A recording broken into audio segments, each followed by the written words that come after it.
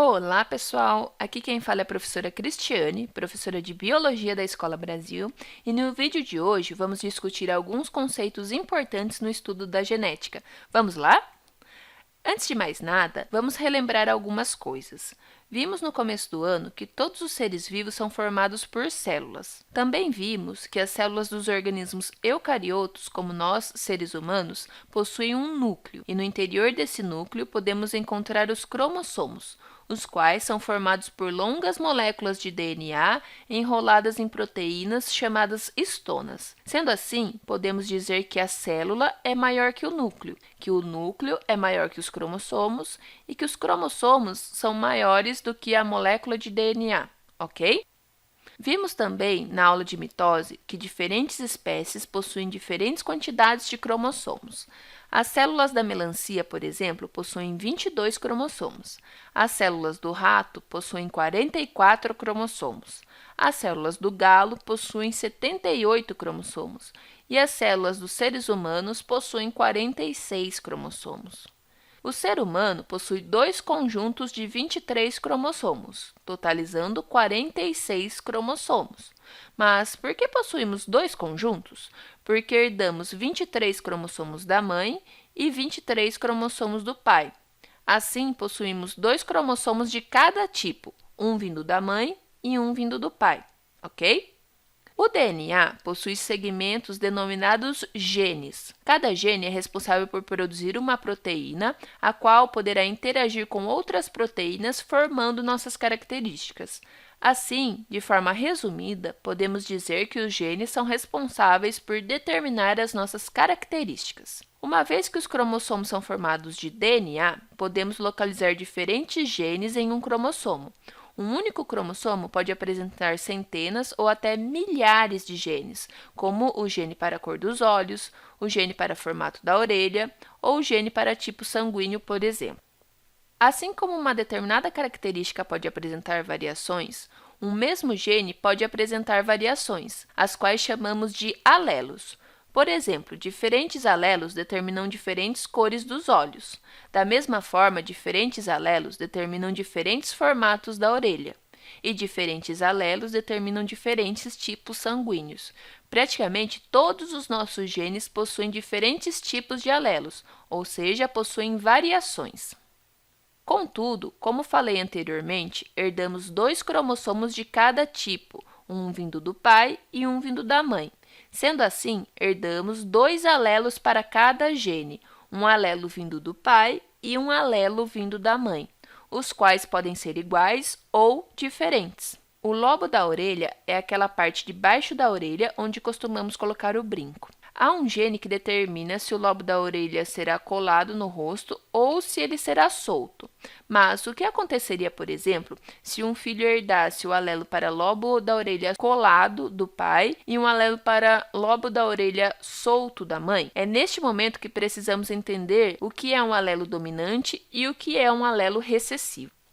Dizemos que um alelo é dominante quando ele consegue se expressar sozinho, ou seja, se herdamos um único alelo dominante para uma determinada característica, é quase que certeza que teremos sim aquela característica. Por outro lado, dizemos que um alelo é recessivo quando ele consegue se expressar apenas em dose dupla, ou seja, apenas teremos a característica recessiva se o nosso pai e a nossa mãe nos passarem o alelo recessivo. Sendo assim, se herdarmos um alelo recessivo do pai para o formato da orelha e herdarmos um alelo dominante da mãe para o formato da orelha, nossa orelha será parecida com a da nossa mãe, pois o alelo dominante é mais forte que o recessivo. Uma coisa importante de mencionar é que o alelo dominante ou recessivo não tem nada a ver com o sexo dos pais, de modo que o seu pai pode ter te passado alelos dominantes para determinadas características e recessivo para outras características. Da mesma forma, sua mãe pode ter passado alelos dominantes para determinadas características e alelos recessivos para outras características, ok? Outra coisa importante de mencionar é que abreviamos o alelo utilizando apenas uma letra. Isso facilita muito na hora de escrever os cruzamentos no papel. Caso contrário, teríamos que ficar toda hora escrevendo alelo dominante para tal característica, alelo recessivo para tal característica. Seria muito demorado e teria que escrever muita coisa. Normalmente, utilizamos a letra da característica recessiva. Então, por exemplo, o lobo da orelha solto é dominante, já o lobo da orelha preso é recessivo. Então, quando formos nos referir aos alelos para lobo da orelha, vamos utilizar a letra P maiúscula para o lobo solto e a letra P minúscula para o lobo preso, ok? O albinismo é uma característica genética, ou seja, é transmitida de pais para filhos. A pessoa albina não produz melanina, pigmento responsável por dar cor à pele, pelos, cabelos e olhos. Isso faz com que a pessoa albina seja bem menos tolerante à radiação solar quando comparada a uma pessoa não albina, que produz pigmentação na pele. O albinismo é determinado por um alelo recessivo. Já o não albinismo, ou seja, a pigmentação normal da pele, é determinado por um alelo dominante. Como o albinismo é recessivo e essa palavra começa com a letra A, vamos utilizar a letra A para nos referirmos a esse gene. Ou seja, a letra A maiúscula representa o alelo dominante, no caso, o alelo que produz pigmentação na pele. Já a letra A minúscula representa o alelo recessivo, ou seja, o alelo que não produz pigmentação, responsável pelo albinismo. Em uma determinada raça de ovelhas, existem ovelhas brancas e ovelhas pretas, sendo que a cor preta é determinada por um alelo recessivo e a cor branca é determinada por um alelo dominante. Sendo assim, utilizamos a letra P de preto para nos referirmos aos alelos para a cor do pelo da ovelha. Assim, a cor branca representamos com a letra P maiúscula, já que essa característica é dominante, e a cor preta representamos com a letra P minúscula, já que essa característica é recessiva, ok? Como vimos anteriormente, herdamos dois alelos de cada tipo, um vindo do pai e um vindo da mãe. Porém, pode ser que ambos os pais passem o alelo dominante, ou ambos os pais passem o alelo recessivo. Ou ainda pode ser que um dos pais passe o alelo dominante e o outro passe o alelo recessivo. Se a pessoa possui dois alelos iguais para uma determinada característica, dizemos que ela é homozigota para aquela característica. Lembre-se que homo significa igual. Já se a pessoa tiver herdado um alelo dominante e um alelo recessivo para uma determinada característica, dizemos que ela é heterozigota para aquela determinada característica. Lembre-se, hétero significa diferente. Isso significa, por exemplo, que uma ovelha branca pode ser homozigota ou heterozigota, já que a cor branca é dominante, de modo que a ovelha que apresentar pelo menos um alelo dominante para essa característica será branca. Já a cor preta é recessiva, sendo assim, apenas ovelhas homozigotas recessivas serão pretas, ou seja, apenas as ovelhas que herdarem os dois alelos recessivos serão pretas. Da mesma forma, o albinismo é uma característica determinada por um alelo recessivo. Sendo assim, uma pessoa não albina pode ser homozigota dominante ou heterozigota. Já a pessoa albina é homozigota recessiva, ou seja, apresenta os dois alelos recessivos.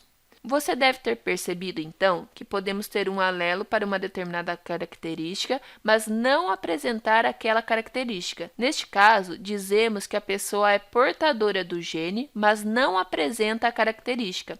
É o caso das pessoas heterozigotas para a característica albinismo, por exemplo. Apesar de elas terem um alelo recessivo causador do albinismo, elas possuem um alelo dominante e, por isso, produzem pigmentação na pele, cabelos e olhos. Sendo assim, sabendo que uma pessoa pode ter o alelo para uma determinada característica, mas não apresentar essa característica, foram criados os termos genótipo e fenótipo. Genótipo é o conjunto de alelos que a pessoa apresenta para uma determinada característica, ou seja, são as letrinhas. Já o fenótipo é a característica que conseguimos observar para aquele determinado gene, ou seja, o fenótipo de uma pessoa albina é a ausência de pigmentação na pele. Já o fenótipo de uma pessoa não albina é a presença de pigmentação na pele. Da mesma forma, podemos dizer que o fenótipo para a cor do pelo desta ovelha é branco. Já o fenótipo para a cor do pelo desta ovelha é preto. Por outro lado, a ovelha branca pode apresentar o genótipo dominante-dominante ou dominante-recessivo, já que a cor branca é dominante. Por outro lado, o genótipo da ovelha preta é recessivo-recessivo. Outra coisa importante de mencionar é que o fenótipo não é determinado apenas pelos genes, mas também pelos fatores ambientais. Por exemplo, se ficarmos muito tempo expostos ao sol, ficaremos bronzeados, ou seja, nossa pele ficará mais escura. Mas isso não foi determinado geneticamente, mas sim pelo sol. Da mesma forma, uma pessoa pode nascer com uma cor de cabelo e mudar essa cor ao longo da vida. Sendo assim, nem toda característica que observamos é realmente determinada pelo DNA. Aí você deve estar se perguntando, por que eu preciso saber o genótipo? Se a pessoa não é albina, ela não é albina, ponto e acabou, não é? Se o albinismo é uma característica genética, uma pessoa não vai se tornar albina ao longo da vida, já que não mudamos os nossos genes ao longo da vida. Ou será que vai? Não, nosso DNA não muda ao longo da vida. Sendo assim, teoricamente, nossas características genéticas também não vão mudar. Mas é importante sabermos nosso genótipo para conseguirmos prever com certa precisão quais serão as características dos nossos filhos. Por exemplo, se os pais forem heterozigotos para a característica albinismo, pode ser que ambos passem o alelo recessivo para o filho. Neste caso, os pais não albinos teriam um filho albino, como é o caso deste casal na reportagem. Mas como eu faço para saber quais genes os filhos podem herdar? Fazendo a distribuição dos alelos dos pais no quadro de Punnett. Vamos pegar o casal anterior como exemplo, onde o pai e a mãe eram heterozigotos. A mãe pode passar o alelo dominante ou o alelo recessivo para os filhos.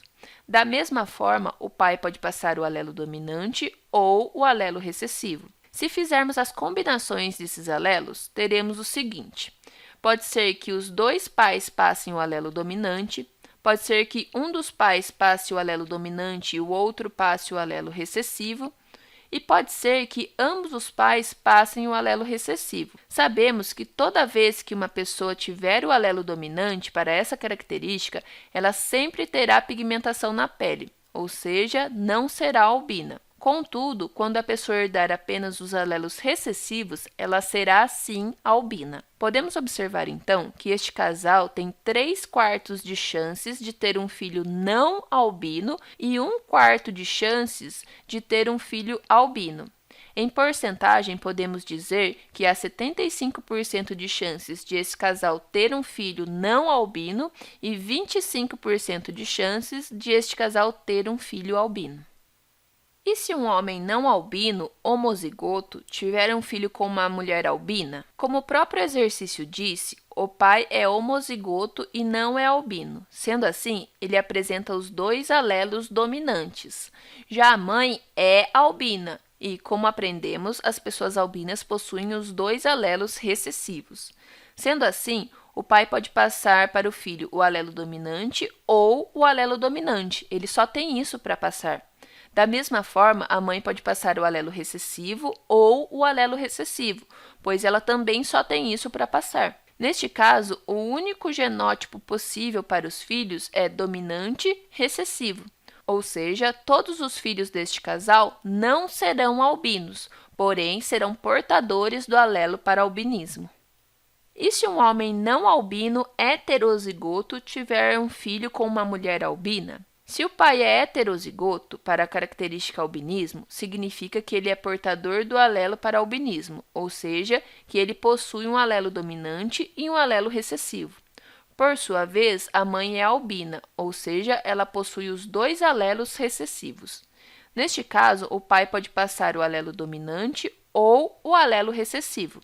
Já a mãe pode passar o alelo recessivo ou o alelo recessivo, ela só tem isso para passar.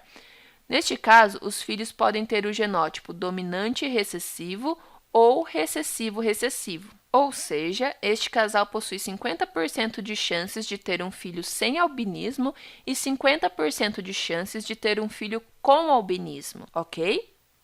Bom, pessoal, por hoje é só. Espero ter ajudado. Caso tenha dúvidas, me envie mensagem por WhatsApp ou participe dos plantões de biologia. O dia, horário e link para participar dos plantões estão disponíveis no site da escola, ok? Obrigada por ter assistido este vídeo e tchau, tchau!